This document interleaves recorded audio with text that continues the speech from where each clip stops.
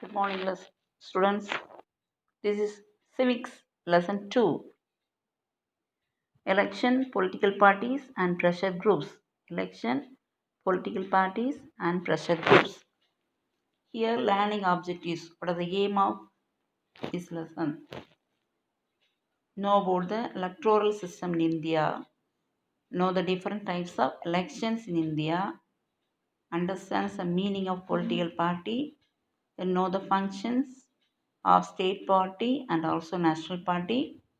Then understand the pressure groups in India. Okay, so 5 objectives are there. Now come to the lesson. Electoral system in India. Electoral system in India. The electoral system in India has been adopted from the system followed in the United Kingdom. So electoral system எந்த நாட்டை follow பண்ணி நம்ம எடுத்துருக்கோம்? United kingdom. India is a socialist, secular, democratic republic and the largest democracy in the world. So India is a socialist, secular, democratic republic and also it's the largest democracy in the world. நம்ம already படிச்சிருக்கோம் what is democracy. டெமோக்ரஸினாலே இந்த of the people, for the people and also by the people. மக்களால், மக்களுக்காக, மக்களே நடத்தும் ஆட்சி தான் மக்களாட்சி. இப்போ டெமோக்ரஸினா மக்களாட்சி. சரியா? அப்போ இந்த மக்களாட்சியில் நமக்கு என்ன இருக்குது? சமுதாய உரிமை காணப்படுகிறது. செக்குலரிசம் அப்படின்னா free to follow any religion. Secular. Then democratic. So we have the power to rule the country. Then republic. Then the modern India, the Constitution of India came into force on 26 January 1950. So at present நம்ம follow பண்ணுற constitution எப்போ ஃபோர்ஸ்க்கு வந்துச்சு, எப்போ effect ஆச்சு? On 26 January 1950. ஓகேப்பா. தென் article 324 of the Indian Constitution provides for an independent election commission in order to ensure free and fair election in our country. இப்போ article 324 என்ன சொல்லுது? நமக்கு இந்தியாவில் எலெக்ஷன் கமிஷன் மூலமாக நமக்கு எலெக்ஷன் நடத்தப்படுகிறது. எலெக்ஷன்னா உனக்கு தெரியும் 5 இயர்ஸ்க்கு ஒருக்கா வரும் எலெக்ஷன் இல்லைப்பா. அந்த எலெக்ஷனில் யார் வின் பண்ணுறாங்களோ அவங்க ரூலிங் பார்ட்டியாக இருப்பாங்க, யார் அதுக்கு அடுத்து வர்றாங்களோ அவங்க அப்போசிஷன் பார்ட்டியாக இருப்பாங்க. புரியுதா? So in our country one parliament is there. In the parliament 2 houses are there, Lok Sabha and also Rajya Sabha. With the parliament, one parliament is there. So in parliament 2 houses are there, Lok Sabha and also Rajya Sabha. Then next one, see that, do you know Kudavolai was system of voting followed during Chola period in Tamil Nadu. அப்போ அந்த காலத்தில் நமக்கு voting system இல்லை. அப்போ அவங்க என்ன செய்யணும், குடவோலை முறை, பானைக்குள்ளே யாரெல்லாம் எலெக்ஷனுக்கு நிற்கிறாங்களோ, தேர்தலுக்கு நிற்கிறாங்களோ அவங்க நேம் எழுதி போட்டு அது மூலம் ஒவ்வொரு நேம் எடுத்து அதில் நேமில் யார் பேர் வருதோ அவங்கள வந்து தேர்ந்தெடுக்கப்பட்டவர்களாக நியமிச்சிருவாங்க. இல்லையா? ஆனால் இப்போ அப்படி இல்லை, இப்போ வித்தியாசமானது. Then election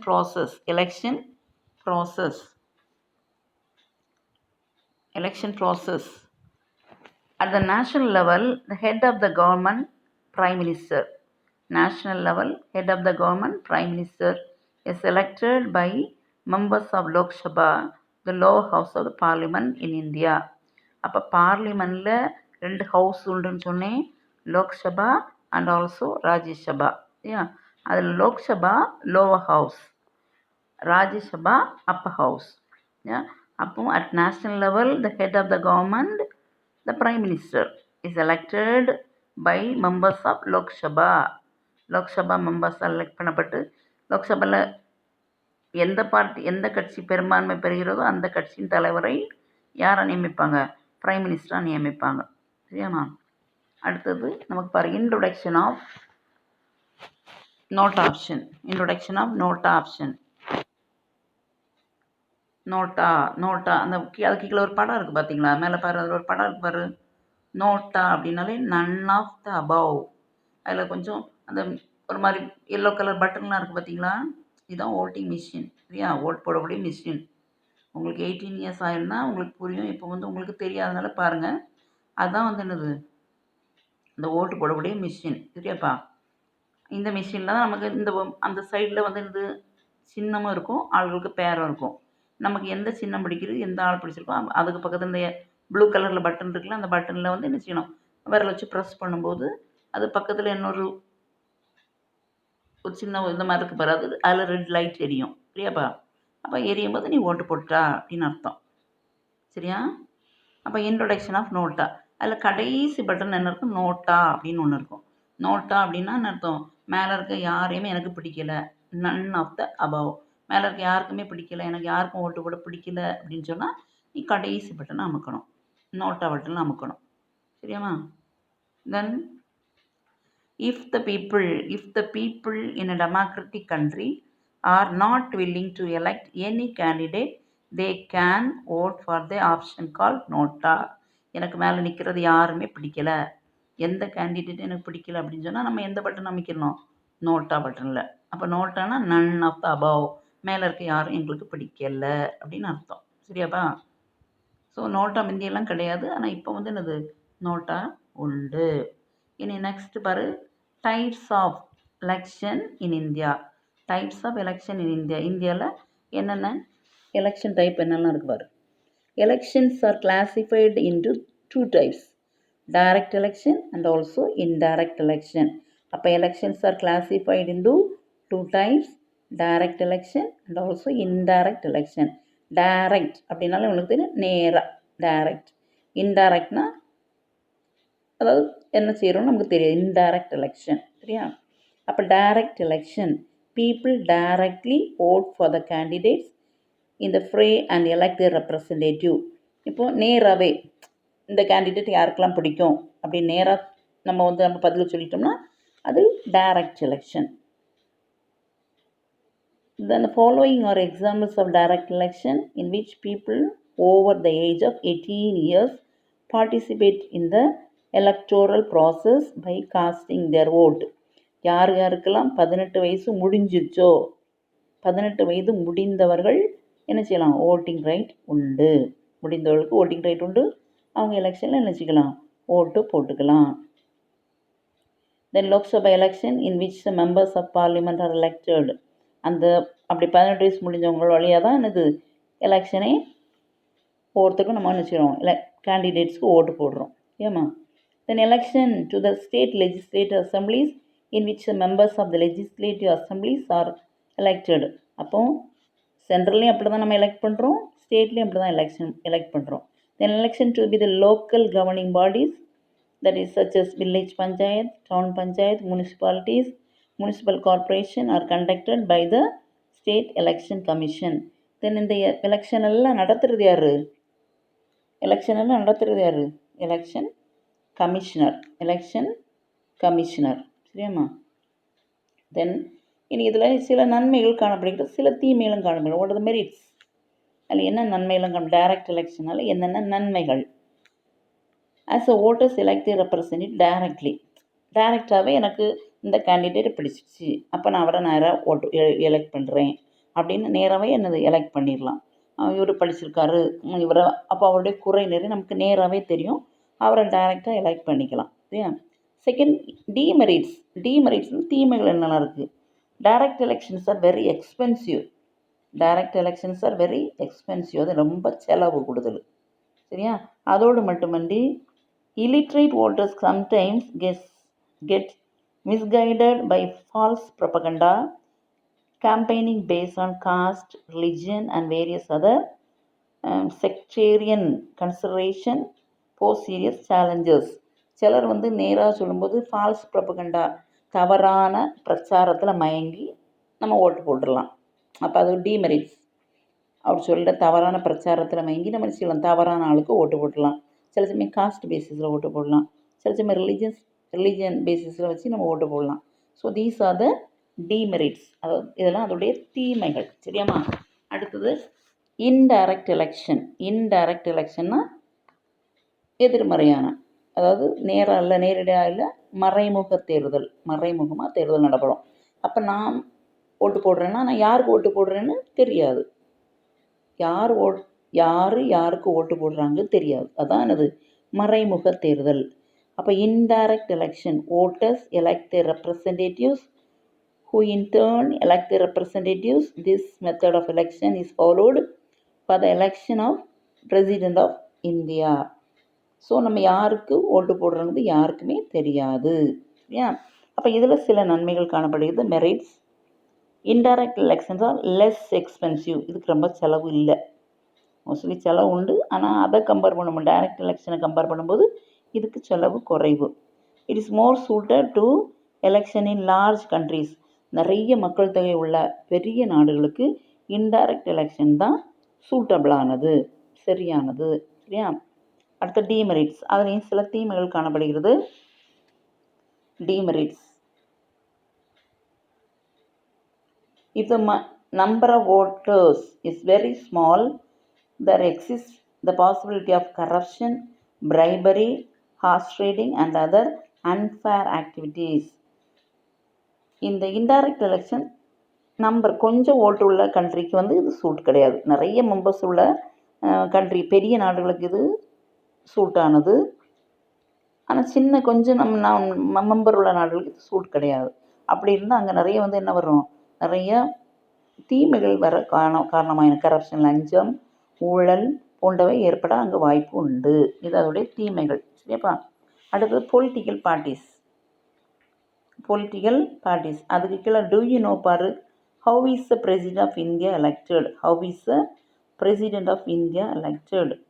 The President of India is elected by the members of an electoral college. அப்போ how is the President of India elected? The President of India is elected by the members of an electoral college. அப்போ electoral collegeனா என்ன? அப்போ இந்த electoral college consisting of the elected members of both the houses of parliament. Elected பார்லிமெண்ட்டில் 2 house உண்டுன்னு சொன்னேன். what are they? Lok Sabha and also Rajya Sabha.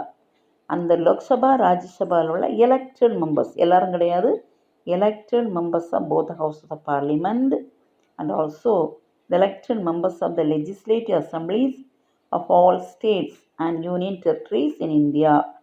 அதே மாதிரி பார்லிமெண்ட்டில் 2 ஹவுசஸ் உள்ள மாதிரி ஒவ்வொரு ஸ்டேட்லேயும் ஒரு ஸ்டேட் லெஜிஸ்லேச்சர் இருக்கும், அதில் உள்ள எலெக்டட் மெம்பர்ஸ். சரியாப்பா? அடுத்து நமக்கு political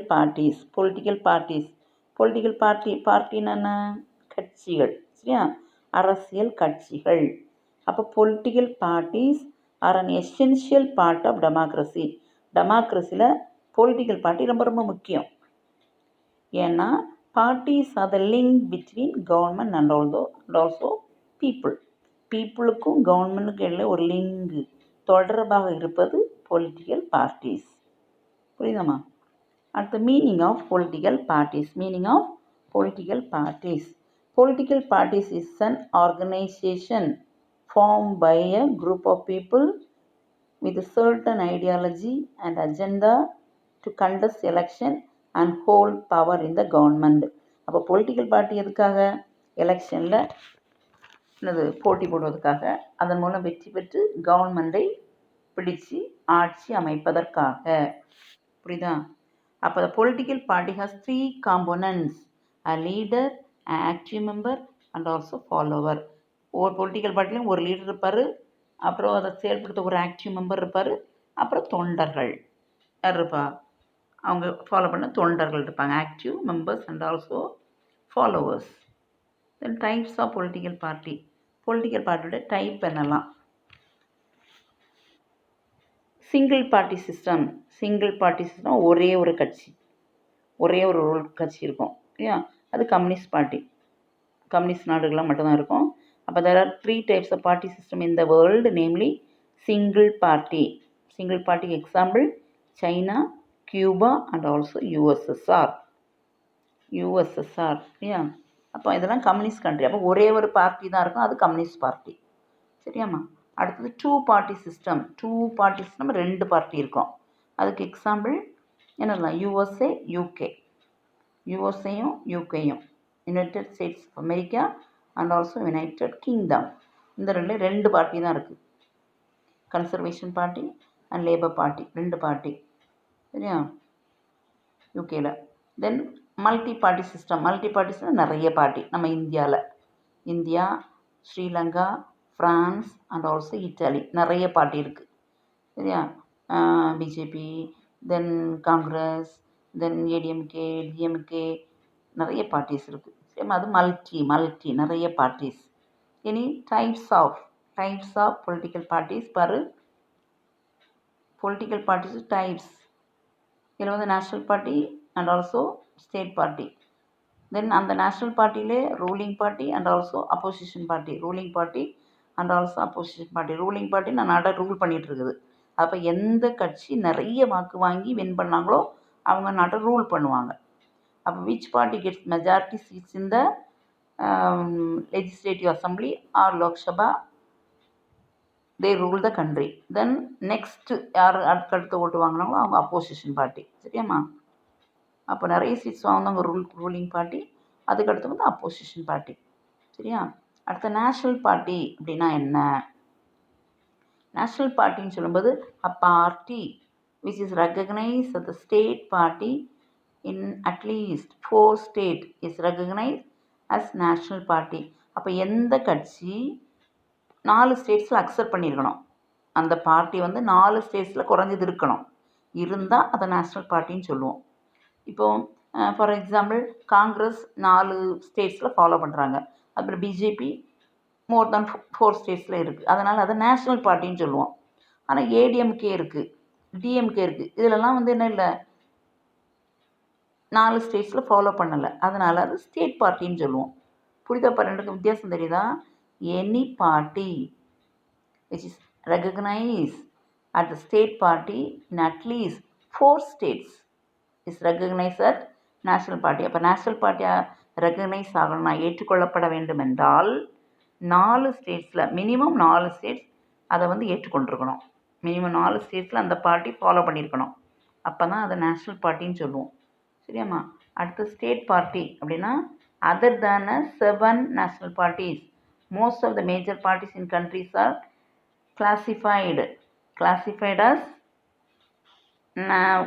classified by the National Election Commission as state parties.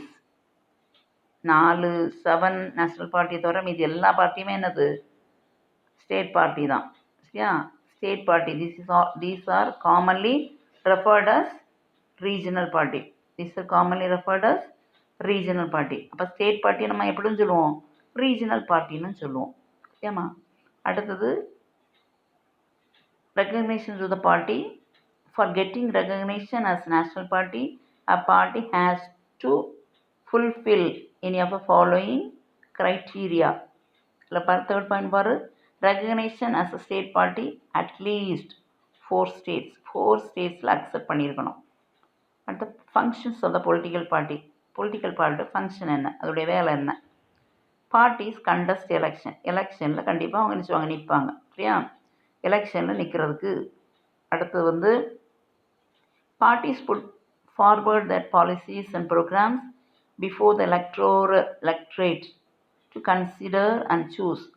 பார்ட்டியில் அவங்க சூஸ் பண்ணுறதுக்காக அவங்க வந்து நினச்சிப்பாங்க, நிறைய வந்து என்னது அவங்களுடைய கருத்துக்களையும் வெளியிடுவாங்க.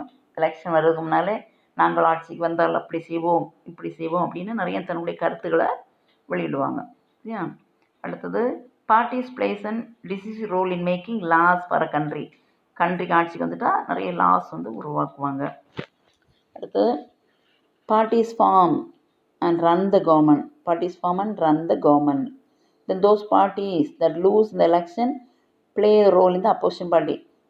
நிறைய சீட்ஸ் வாங்குவாங்க ரூலிங் பார்ட்டின்னு சொன்னேன், அதில் வந்து தன்னுடைய இது பவரை இழந்துட்டாங்கன்னா அதுக்கு அடுத்த சீட்டில் வருவாங்க அப்போசிஷன் பார்ட்டி, எதிர்கட்சி. சரியாப்பா? இப்போ நமக்கு ஏடிஎம்கே வந்து ரூலிங் பார்ட்டி, டிஎம்கே வந்து நமக்கு என்னது அப்போசிஷன் பார்ட்டி. சரியாம்மா? The role of the opposition party in democracy. Opposition பார்ட்டிக்கு அப்படி என்ன ரோல், என்ன பங்கு, என்ன அதோடைய முக்கியத்துவம் என்ன? In a democracy, there may be a two-party system like in the USA and multi-party system like in India and France. The ruling party may have received the mandate of the majority people and the opposition party represent the remaining people. அப்போ ruling party may have received a mandate of the majority people. majority people அங்கே ஓட்டு போட்டுருவாங்க. அப்போ அது ruling party. அடுத்தது யார்? Opposition party. சரியாம்மா? The leader of the opposition party occupied a prominent place in all democratic forms of government. அப்போ ruling பார்ட்டியில் இருக்க லீடருக்கு இருக்க பவரை மாதிரி அப்போசிஷன் பார்ட்டியில் இருக்கிறவங்களுக்கும் என்னது அந்த அளவு பவர் உண்டு. He enjoyed rank of a cabinet minister. ஒரு கேபினட் மினிஸ்டருக்கு எவ்வளோ பவர் உண்டோ அவ்வளோ பவர் யாருக்கு உண்டு? அப்போசிஷன் பார்ட்டி லீடருக்கு உண்டு. He oppose the wrong policies of the ruling party. இவர் எப்போவுமே என்னது ரூலிங் பார்ட்டி என்ன தப்பு செஞ்சாலும் உடனே அதை நினச்சிவார், தட்டி கேட்டு அதை எதிர்ப்பு குரல் கொடுப்பார். புரியுதாப்பா? அப்புறம் அதிலே கிளவா the opposition parties reflect genuine demands and concern of the people to play a constructive role in a democracy. democracy success ஆகிறதுக்காக always alert. Ruling opposition party எப்போவுமே அலர்ட்டாக பார்த்துட்டே இருப்பாங்க.